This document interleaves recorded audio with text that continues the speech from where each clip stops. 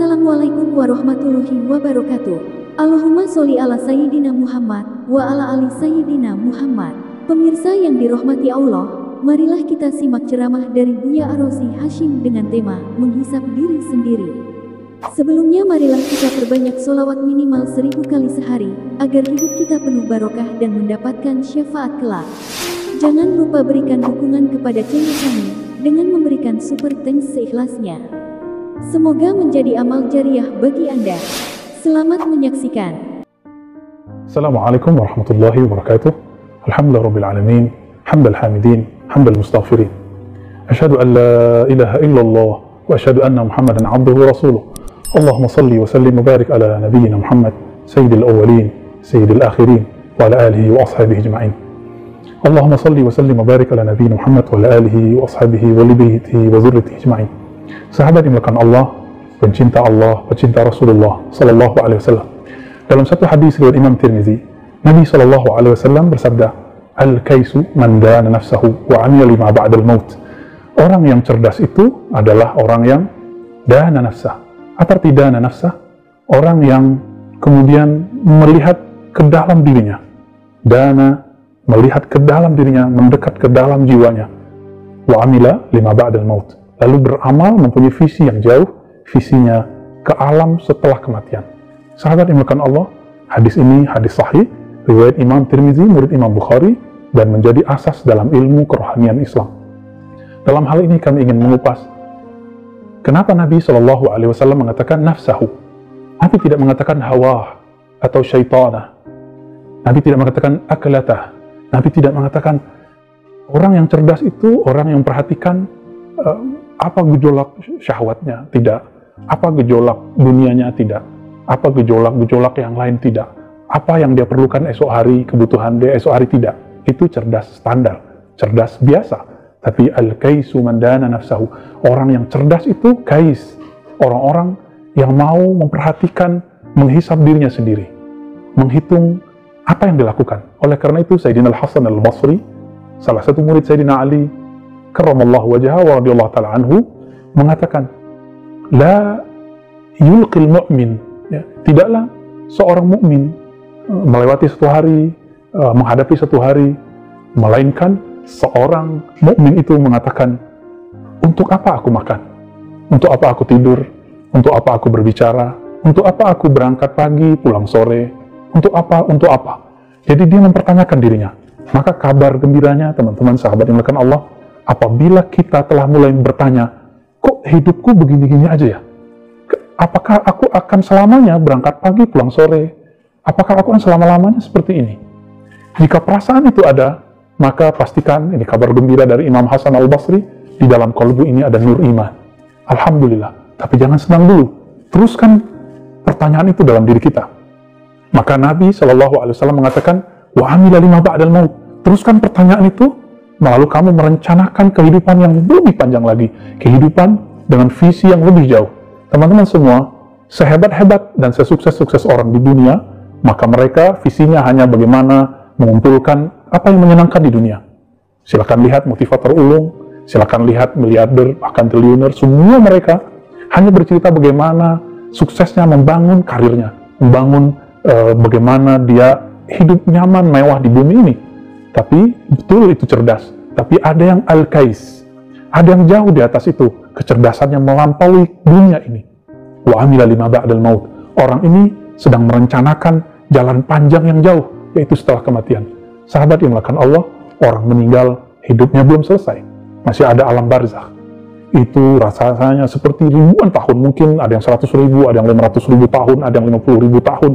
Tapi bagi sebagian orang, mungkin cuma sekejap saja. Bagaimana cara memahami itu?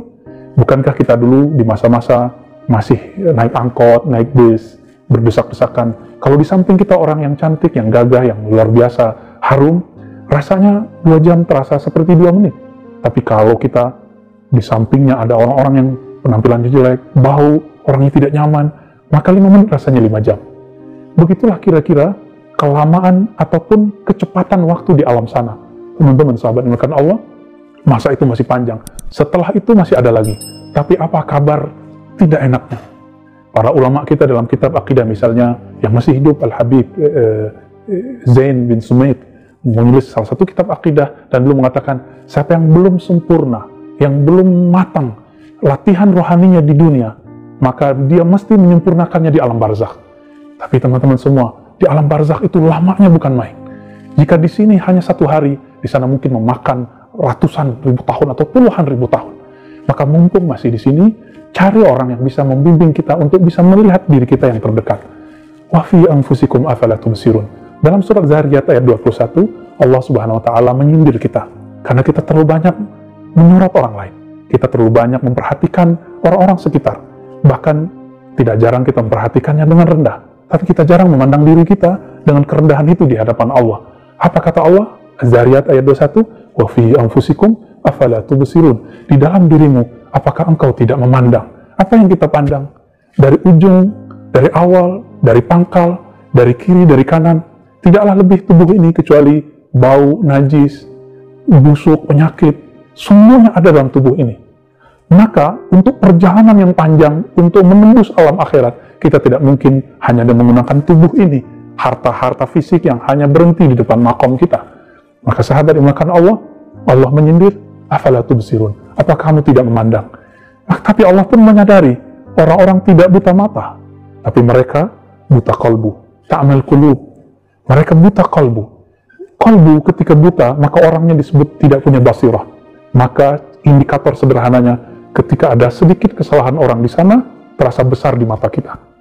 Sahabat yang dimuliakan Allah, oleh karena itu, mulai detik ini, mari bervisi yang jauh. Apa visi kita? Bukan hanya nanti di hari tua punya asuransi, punya rumah besar, punya mobil bagus. Itu bagus. Tapi ada yang super bagus. Apa itu? Bagaimana nanti kita di masa transisi barzakh ke akhirat, itu mempunyai tempat yang baik. Lalu ketika bangkit pada mahsyar, kita punya tempat yang baik. Lalu sampai dihisab. Ketika sampai kita dihisab, semuanya ditanya. Inilah intinya teman-teman semua. Inilah yang menjadi kajian kita saat ini. Al-muhasabah. Maukah kita menghitung sebelum kita dihitung? Oleh karena itu, Sayyidina Umar radhiyallahu ta'ala anhu mengatakan, hasibu qabla an tuhasabu. Wahai sahabatku, hendaklah engkau menghitung dirimu sebelum engkau dihitung oleh Allah Subhanahu wa taala di akhirat. Teman-teman semua, satu kali Nabi mengagetkan para sahabat.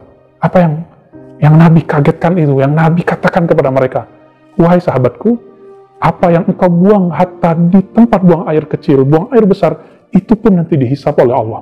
Oleh karena itu Rasulullah SAW ketika beliau keluar dari tempat pembuangan air besar, air kecil, apa yang terjadi? Beliau minta ampun, mengatakan, ghufranak, ya Allah ampuni aku, ya Allah ampuni aku.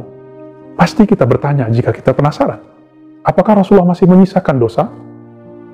Pasti jawabannya tidak. Lalu untuk apa beliau istighfar? Ternyata sahabat yang dimuliakan Allah, Nabi beristighfar karena beliau banyak bermuhasabah. Beliau hitunglah nikmat Allah untuk buang air saja. Itu tidak cukup dengan sholat beliau setiap malam. Bayangkan Rasulullah itu setiap malam sholatnya khusyuk. Beliau ketika sholat bisa menangis, dadanya bergemuruh. Tapi apa yang terjadi? Beliau SAW tidak pernah merasa sholatnya bisa menyelamatkannya. Maka Nabi SAW mengatakan kepada para sahabat, seandainya nikmat-nikmat ini, nikmat-nikmat badan ini, dihitung dengan ibadah kita, tidak akan bisa menebusnya. Maka sahabat yang dimuliakan Allah, mumpung belum dihisab, mari kita menghisab diri sebelum tidur. Jika malu, maka ketika orang tertidur. Teman-teman semua, sahabat yang dimuliakan Allah, inilah amanah ahli surga. Wa fi anfusikum afala tubsirun. Mundur ayatnya, wabil asharihum yastaghfirun. Dalam Zariyat, Allah mengatakan ciri-ciri orang yang selamat dihisab nanti di sana, mereka di saat akhir malam mengintrospeksi dirinya, bermuhasabah apa yang dilakukan siang tadi, siang kemarin. Semoga kita termasuk mereka yang di saat orang tidur dia bangun untuk membaca pertobatannya, menyampaikan pengakuannya di hadapan Allah Subhanahu wa taala. Wassallallahu ala nabi Muhammad walhamdulillahirabbil alamin. Assalamualaikum warahmatullahi wabarakatuh.